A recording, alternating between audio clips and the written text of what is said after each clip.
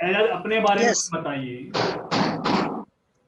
Sir मैंने अपनी 10th class Anamika senior secondary public school Kama Bharatpur से की है। मैंने अपनी 12th क्लास भी Anamika senior secondary public school Kama Bharatpur से की है सर। और मैंने अपनी graduation sir SSB super PG autonomous college Jaipur से किया था। पिछले 2 वर्ष से सर मैं आरएस की तैयारी में संलग्न हूँ सर। और महात्मा गांधी जी मेरे आदर्श हैं। एजाज महात्मा गांधी जी आपके आदर्श क्यों हैं और पर्सनैलिटीज क्यों नहीं? क्या पसंद थी सर आपको, क्या पसंद है आपको गांधी जी की? एक तो सर इसके कई कारण हैं। एक तो मुझे बचपन से अपने परिवार के अंदर इस चीज को बार बार इस बात को समझने का अवसर मिला कि महात्मा गांधी जी जिस प्रकार से विभाजन के समय मेवात आए थे और उन्होंने मेवात के लोगों को हिंदुस्तान की रीढ़ कहा था। तो बचपन से एक अलग ही आदर और सम्मान का भाव उनके लिए है हमारे क्षेत्र में। और दूसरा सर कि जैसे जैसे समझ विकसित हुई तो उनके बारे में जो भी पढ़ा, उनके जो सिद्धांत थे उनके विषय में पढ़ा, तो और उनके प्रति जो आदर का भाव है और गहराता चला गया सर। तो आप ये बताइए कि महात्मा गांधी जी को लेकर कुछ बिंदुओं पर हाँ लोगों में गतिरोध होता है या फिर उसकी आलोचना की जाती है, वो कौन कौन से बिंदु हैं जो महात्मा गांधी जी की आलोचना की जाती है जिनको लेकर? सर कुछ लोग सरदार भगत सिंह जी को फांसी हुई थी उसको लेकर गांधी जी से जो वैचारिक रूप से मतभेद दर्ज कराते हैं। और कुछ लोग भारत के विभाजन के समय जो उनकी गतिविधियां थी उसको लेकर कुछ अपने आप को असंतुष्ट पाते हैं सर इस दिशा में। इसके अलावा और कुछ घटनाक्रम? नहीं सर अभी मैं ये याद कर पाऊँ सर। ठीक है, आप अपने बारे में कोई 5 खूबियां बताइए। सर मैं वैचारिक रूप से स्वयं को संतुलित पाता हूँ सर। और किसी भी व्यक्ति के विषय में यदि मुझे कुछ विचार या मंतव्य स्पष्ट करना हो तो मैं पूर्वाग्रह से ग्रसित ना रहूं ऐसा प्रयास करता हूँ सर। और तीसरा सर मुझे सबके साथ मिलकर काम करना अच्छा लगता है। और चौथा सर कि मैं हमेशा ये सोचता हूँ कि सर मुझे सब कुछ नहीं आता है, मैं लगातार सबसे सीखने का प्रयास करता हूँ सर। और पांचवा सर ये कि मेरा प्रयास रहता है कि सब लोग संतुष्ट हो। हालांकि कभी ऐसा भी हो सकता है कि कुछ लोग मेरी बातों से सहमत ना हो या सहमति प्रकट करें, तो फिर भी सर मैं उन्हें अपना एक प्रयास रहता है कि मैं उनको संतुष्ट कर सकूं। तो आपकी 5 कमियां कौन कौन सी हैं? सर जैसे कि हर मनुष्य में कुछ ना कुछ कमियां होती है सर, स्वाभाविक तौर पे मुझ में भी है सर। जैसे कि सर मैं खाने को कभी कभी प्राथमिकता नहीं दे पाता। जैसे कभी मुझे समय पर खाना होता है तो जैसे मैं किसी समय का हूँ तो मुझे लगता है कि काम पहले रख लिया जाए उसके बाद खाने को प्राथमिकता, इसके कारण सर काफी पाचन में भी समस्याएं आती हैं। और दूसरा सर एक तो मुझे अभी किसी को कोई बात बोलनी हो तो मैं काफी स्ट्रेट फॉरवर्ड हूँ सर। कई लोग बुरा भी मान जाते हैं सर मेरी बातों का, लेकिन फिर भी मुझे जो बोलना होता है और जो बात सच होती है तो मैं उसको बोल देता हूँ सर। और तीसरा सर ये कि कभी रात्रि में सर ऐसा होता है कि लगातार मैं कभी समय पर सो नहीं पाता हूँ सर, तो मुझे लगता है कि थोड़ा अनुशासन होना बहुत जरूरी है सर। और चौथा सर ये है कि मेरी जो कलात्मक अभिव्यक्ति है वो थोड़ी ठीक नहीं है। मैं गाना गाने का काफी शौक रखता हूँ सर, लेकिन मेरी आवाज इतनी अच्छी नहीं है कि मैं अच्छा गा सकूँ। ठीक है, सर इतनी कमियां। ठीक है। आप यूनिफॉर्म सिविल कोड के बारे में कुछ बताइए। Sorry sir. Uniform civil code, समान नागरिक संहिता के बारे में कुछ बताइए। जी सर। जी सर ये भारत के संविधान के भाग 4 नीति निर्देशक तत्वों के अनुच्छेद 44 में इसका उल्लेख है सर। और ये जो भारत के अंदर रहने वाले समस्त समुदायों के जो व्यक्तिगत विधियां हैं उनको एक समान और एक समरूप करने की दिशा में एक कदम है सर। और जिसमें कि विवाह, उत्तराधिकार, तलाक, दत्तक इस प्रकार की जो पर्सनल लॉ है सर उनको एक समान विधि के अंदर पिरोना, यही सब एक यूनिफॉर्म सिविल कोड का अंतिम ध्येय है। तो इसको गवर्नमेंट लागू क्यों नहीं कर रही अभी? सर इसके समक्ष कई प्रकार की चुनौतियां हैं। जैसा कि हमारे जो इससे पूर्व जो विधि आयोग था उन्होंने भी इस पे कहा था कि अभी इसको लेकर काफी भारत में चुनौतियां हैं। जैसे कि सर पूर्वोत्तर की जो जनजातीय क्षेत्र है उनको लेकर कुछ चुनौतियां हैं सर, उनको विशेष हमने संरक्षण दे रखा है। अल्पसंख्यक समुदाय के कुछ विशेष वर्ग हैं जिनको लेकर इस संबंध में जिनकी चिंताएं हैं, उनके हितों को भी हमें देखना होगा।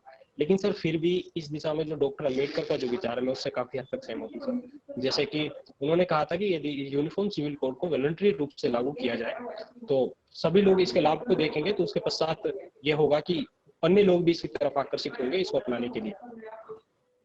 ठीक है, अब एथिक्स और मोरालिटी में क्या अंतर है बताइए। सर एथिक्स का अर्थ होता है कि एक जो सामान्य जीवन जीने वाला जो सामान्य मानवी है उसको कौन से कर्म करने चाहिए, कौन से नहीं करने चाहिए, इन सब का जो निर्धारण करता है या जो इन सिद्धांतों का जो आधार है वो सर एथिक्स है।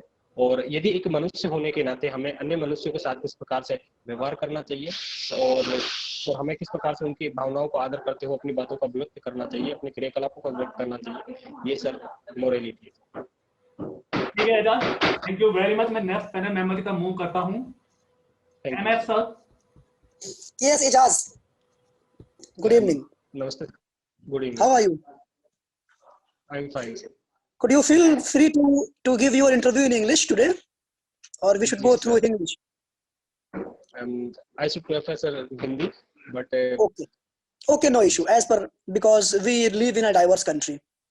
Okay, आप मुझे बताओ, Thank आप हिंदी प्रेफर कर रहे हो, हिंदी में इंटरव्यू देना चाहते हो, आप जी ये बताओ कि सुप्रीम कोर्ट, हाई कोर्ट्स और किसी भी ऑर्डिनेंस की लैंग्वेज क्या होगी? सर वो जनरली 2 भाषाओं में जारी किया जाता है भारत सरकार के द्वारा। जो प्राइमरी हमारी 8वीं लैंग्वेज क्या अनुसूची होगी? की प्राइमरी राजभाषा जो लैंग्वेज है क्या होगी? अगर मान जी सर लो सुप्रीम कोर्ट का जो फंक्शनिंग होगा, हाई कोर्ट का फंक्शनिंग होगा, जो ऑर्डिनेंस इशू होंगे वो प्राइमरी किस लैंग्वेज में होंगे? इंग्लिश में सर। तो फिर हिंदी को इतना प्रेफरेंस क्यों दे रहा हूँ? मैं कहता हूँ चलो मैं तुम्हें एक चैलेंज देता हूँ, you have to prove it. English is more relevant, more effective and more efficient as lingua franca than Hindi. ये चैलेंज है। अगर ये है चैलेंज, तो फिर क्या इंडिया को हक नहीं है कि इंडिया के पास भी अपना एक नेशनल लैंग्वेज आज तक नहीं है? ये 2 डिलेमा है, कैसे आप जस्टिफाई करोगे? सर यही भारत देश की खूबसूरती और सुंदरता है कि सर हम इतने डाइवर्स हैं और ये डाइवर्सिटी हमारी एकता का आधार है सर। और जहाँ तक आपने एक राष्ट्रभाषा की बात की सर, जो भी 8वीं अनुसूची में जितनी भी भाषाएं वो सब हमारी राष्ट्रीय भाषाएं हैं सर। और इन सबका सम्मान और Are इन you सब में sure अपने these विचार all को are national languages? Are you sure, Ijaz? मेरा अर्थ सर All are संवैधानिक national पक्ष के languages? तौर पर। Are you sure? Okay, okay. National का अर्थ जी सर, I think मेरा you should संवैधानिक get पक्ष से नहीं था okay, okay. जी। अच्छा मुझे ये बताओ, मैं भावनात्मक जी सर। अच्छा मुझे ये बताओ, आप मेवात से आते हो, जी मेवात सर। में तबलीगी जमात का जेनेसिस माना जाता है, तबलीगी जमात का, जी और तबलीगी जमात और आर्य समाज के काम काज में या मेथोडोलॉजी में काफी सिमिलरिटी है। तो आप तबलीगी जमात को क्यों नहीं मानते हो कि ऑर्थोडॉक्स बॉडी है, इसने मुस्लिम सोसाइटी को पीछे किया है, और इसी तरह से जिस तरह से आर्य समाज ने कंजर्वेटिव आइडियाज को प्रमोट किया और उसने कहा बैक टू वेदास, तो इसने भी कहा बैक टू प्योर इस्लाम। कैसे देखते हो आप तबलीगी जमात को? सर इसके दोनों पक्ष हैं। तबलीगी जमात के जैसे कि आपने कहा कि इसकी उत्पत्ति जो मौलाना इलियास ने जो की थी वो नूह से ही की थी सर, जिसको आज हम मेवात के नाम से जानते हैं। इसके दोनों ही पक्ष हैं सर। एक तो मोरलिटी पे तबलीगी जमात का जो एक वर्ग है वो काफी ध्यान देता है, जैसे कि मद्यपान निषेध कराने की दिशा में काफी अच्छा काम किया इन्होंने। जिससे जो महिलाओं के विरुद्ध जो होने वाली घरेलू हिंसा उसको रोकथाम करने में काफी भूमिका इन्होंने अदा की है, तो उसकी प्रशंसा हर तरफ होती है सर। लेकिन जो एक लगातार सिर्फ प्योर इस्लाम की बात करना गलत नहीं है सर, लेकिन फिर भी जो उसकी गतिविधियां हैं वो समाज के जो अन्य जो हिस्से हैं उससे किसी न किसी रूप में विलगाव पैदा करती है, जो एक सामाजिक विघटन का कारण बनती है। तो जो आर्य समाज की आपने बात की सर, जैसे कि बैक टू द होम, घर वापसी, और जो वर्तमान में जो एक राजनीतिक विचारधारा जो कुछ लोग उनको बनाते हैं, तो आर्य समाज का सर हिंदू धर्म के अंदर जो सुधार था उस दिशा में महत्वपूर्ण कदम है सर। आपने एक ऑफिसर का नाम सुना है? महाराष्ट्र के एक ऑफिसर हैं, रिसेंटली उन्होंने ट्रांसफर मांगा है सेंट्रल कैडर में, उनका नाम है सुबोध जायसवाल। सुना है उनका नाम? उन्होंने कुछ मतभेद या मुद्दाओं के बेस पे कहा कि नहीं मैं ये काम नहीं कर सकता, तो उनको ट्रांसफर लेना पड़ा। अगर आपको अशोक सिंह का बनना पड़े तो आप पसंद करेंगे या आप कंप्रोमाइज करेंगे, कहेंगे नहीं चलो यार चलता है, बाबू हैं, मिनिस्टर हैं, पॉलिटिशियन, इनकी बात मान लेता हूँ, जो कहते हैं कर देता हूँ?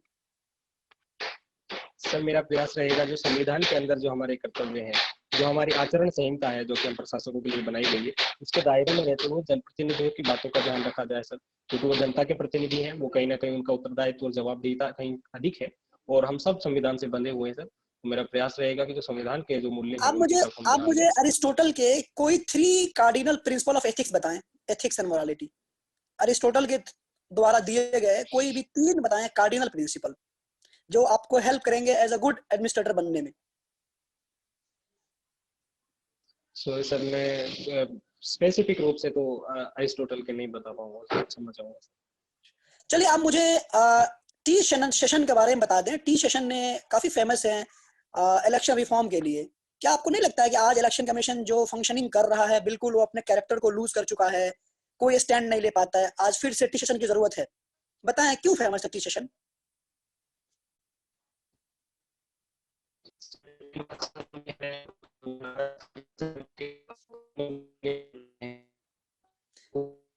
आवाज आपकी नहीं आ रही है एजाज, भूमिका आपकी आवाज बिल्कुल नहीं आ रही। हेलो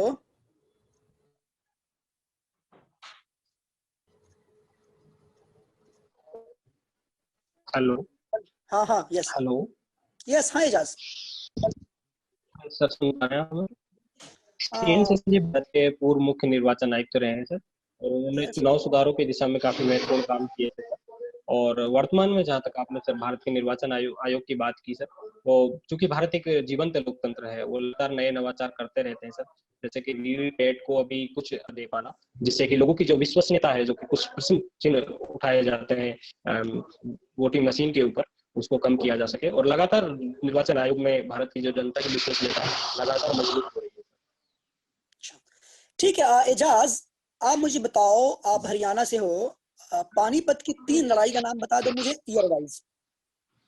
जो सर पानीपत की पानीपत 3 फेमस बैटल्स हैं उनको मुझे बताओ ईयर वाइज। सर पानीपत की जो पहली लड़ाई थी वो 1526 में हुई थी सर, बाबर और इब्राहिम लोदी के मध्य सर। और पानीपत की जो दूसरी लड़ाई थी सर, वो 1556 में अकबर और हेमू विक्रमादित्य के मध्य हुई थी सर। और जो तीसरी थी सर, वो 1761 में मराठा सरदार सदाशिव भाऊ के नेतृत्व में मराठाओं तथा अफगान शासक अहमद शाह अब्दाली के मध्य हुई थी सर। ठीक ठीक ठीक ठीक। अच्छा ये मुझे बताओ, क्या 370 की तरह 370 को भी टच करने की जरूरत नहीं है? ये भी तो इंडिया में एक तरह से एक नेशन में दो तरह की नीति क्रिएट करता है। वहां भी लोग जमीन नहीं खरीद सकते हैं जहां 371 लगा हुआ है, उनके लिए भी अलग से प्रोविजन है, उनके भी अलग से नियम से कानून है। तो इसको भी टच करने की जरूरत है? हमारे ऑनरेबल होम मिनिस्टर ने कहा कि आप बेफिक्र रहें, इसे टच नहीं किया जाएगा। तुम्हें क्या लगता है दोनों में क्या डिफरेंस है, 370 और 371? जी सर, ये जो आपने सर आर्टिकल 370 की बात की सर, वो अस्थायी संक्रमण की कालीन और जो आपात स्थिति के जो प्रावधान थे वो इसमें थे सर। और ये भी जो आर्टिकल 370 है, इसके भी जो पॉइंट्स है सर, वो भी विशेष दर्जा देते हैं कुछ राज्यों और उनके कुछ क्षेत्रों को। लेकिन सर मूलभूत इन दोनों में अंतर ये है कि सर जो आर्टिकल 370 का जो दोहन किया गया, वो कहीं ना कहीं भारत से अलगाववाद को बढ़ावा दिया गया। वहाँ के जो क्षेत्रीय राजनीतिक दल है उनके द्वारा लगातार इसका उपयोग जो भारत विरोध को बढ़ावा देने के लिए किया गया। लेकिन जो तो ये आर्टिकल काम तो 371 है वो ये भारत काम की तो विविधता 371 और में भी उसको हो रहा है। पोषण सुनो करने के सुनो, लिए। ये काम तो 371 में भी हो रहा है। नागालैंड वाले डिमांड कर रहे हैं कि हमें अलग से फ्लैग दे दो, हमें अलग से कॉन्स्टिट्यूशन दे दो। तो कल कोई और डिमांड करेगा, इस तरह से डिमांड तो चलता रहेगा, इससे भी अलगाववाद पैदा हो रहा है। इसे भी सर रिमूव ये कर देना भारतीय चाहिए। लोकतंत्र में सर सबको अपना चलो चलो, अधिकार अगर और अपनी बात चलो रखने अगर का आपको अवसर दिया पावर दिया जाता है। जाए, चलो मान लो कि आपको ये पावर है कि 370 को हटाना है, क्या करोगे? आप हटाओगे या रखोगे? नहीं सर, मैं इसको ये रखूंगा, क्योंकि सर ये भारत की विविधता को अभिव्यक्त करता है। और जो हमने जो वायदे किए थे भारत के संविधान निर्माताओं ने जनजातीय क्षेत्रों वालों से, लोगों से, चाहे विशेष रूप से जो पिछड़े राज्य हैं उनके जो कुछ क्षेत्र हैं उनसे, तो वो उनके जो ध्येय है जो हमारा, उसको अभिव्यक्त चलो करते हैं सर। ठीक है, तो मेरा मुझे आखिरी लगता है कि सवाल है, मैं चलो इनको तुमको, नहीं हटाऊंगा सर। अगर तुमको कार्ल मार्क्स बनने का मौका दिया जाए, सपोज करो कि आपको कार्ल मार्क्स बना दिया गया और आप कार्ल मार्क्स के एज में हैं, या आज के एज में आपको जी कार्ल मार्क्स बना दिया जाए, तो आप कौन सी थ्योरी समाज को दोगे जिससे समाज का भला हो जाए? क्योंकि इंडियन सोसाइटी में काफी काफी इनइक्वालिटीज है। किसी का इनकम तो कई बिलियंस में है, जैसे जो आपके कॉर्पोरेट हाउसेज हैं, और कुछ लोगों के पास डेली का 100 रुपए भी नहीं कमाते हैं। तुम क्या करोगे अगर तुमको कार्ल मार्क्स आज बना दिया जाए और तुम्हें कहा जाए कोई ऐसी थ्योरी ले आओ, कोई ऐसा काम करो जिससे इकोनॉमिक इनइक्वालिटी कम हो, सोसाइटी में इंप्रूवमेंट हो? क्या करोगे? कार्ल मार्क्स बन गए तुम। सर, मुझे नहीं लगता कि जी सर मुझे नहीं लगता कि मुझे कार्ल मार्क्स की तरह किसी नए सिद्धांत को खोजने की आवश्यकता है, क्योंकि राष्ट्रपिता महात्मा गांधी जी ने जो सिद्धांत दिया था, ट्रस्टीशिप का सिद्धांत, वो एक ऐसी अवधारणा है सर जिससे कि हम भारत को सशक्त राष्ट्र और सभी जो आर्थिक वर्ग हैं उनके अरे बीच जो सोसाइटी जो डायनेमिक उनके है, संघर्ष सुनो को सुनो, बढ़ावा देते हैं, वो भी हम सोसाइटी संविधान। डायनेमिक है। गांधी जी तो चले गए, गांधी जी का जो थ्योरीज है, नजरियात हैं, वो कब तक ढोते रहोगे? सोसाइटी डायनेमिक है, कुछ डायनेमिक करो। तुम्हें डायनेमिक करने का मौका दिया जा रहा है, अब करो कुछ डायनेमिक।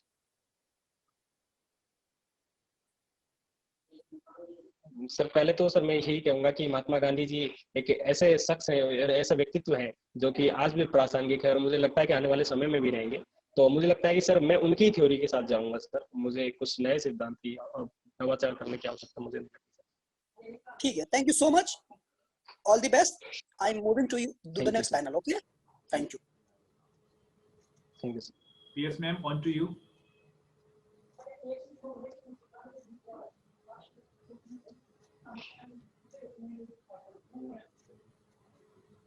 नमस्ते मैम। नमस्कार एजाज जी, जी मैम।